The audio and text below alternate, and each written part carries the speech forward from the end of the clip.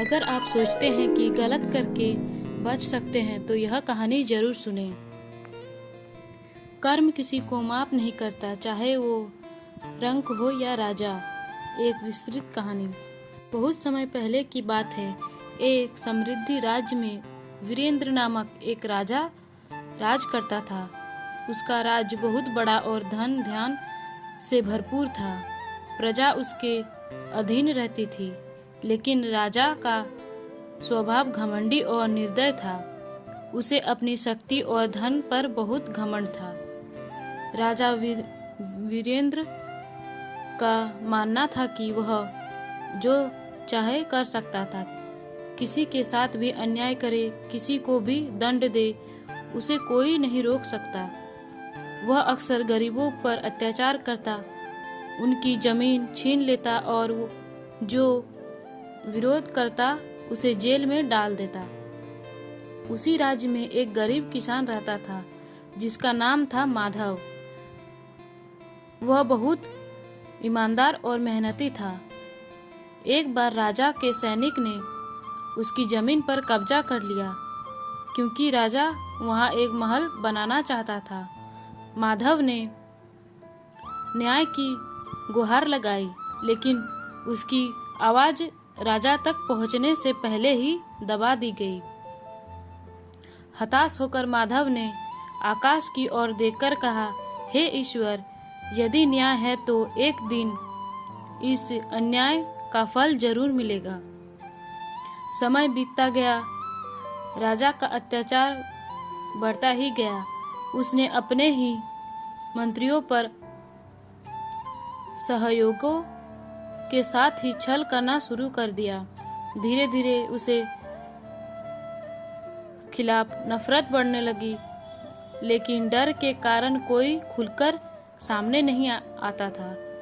फिर एक दिन राज्य में भयंकर सूखा पड़ा। खेत बंजर हो गए, पानी की कमी हो गई और प्रजा भूख से तड़पने लगी। राजा ने अपने खजानों को प्रजा के लिए खोलने के बजाय उसे छिपाकर रखा। अब प्रजा का सब्र टूट गया। लोगों ने विरोध कर दिया। जिन सैनिकों पर राजा भरोसा करता था वही उसके खिलाफ हो गए। मंत्री भी उसका साथ छोड़कर प्रजा के पक्ष में आ गए। राजा वीरेंद्र को अपने ही महल से भागना पड़ा। वह जंगलों में भटकने लगा, भूखा प्यासा और अकेला।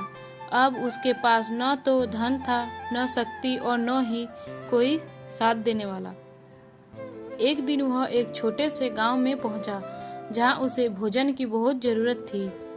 वह एक झोपड़ी के सामने गया और भीख मांगने लगा। वह झोपड़ी माधव किसान की थी। माधव ने दरवाजा खोला और उस भिखारी को देखा। पहचानते ही वह चौंक गया, लेकिन उसके चेहरे पर क्रोध नहीं आया। माधव ने उसे अंदर बुलाया, भोजन दिया और पानी पिलाया। उसने कहा, मैं वही राजा हूँ जिनसे तुम्हारे साथ अन्याय किया।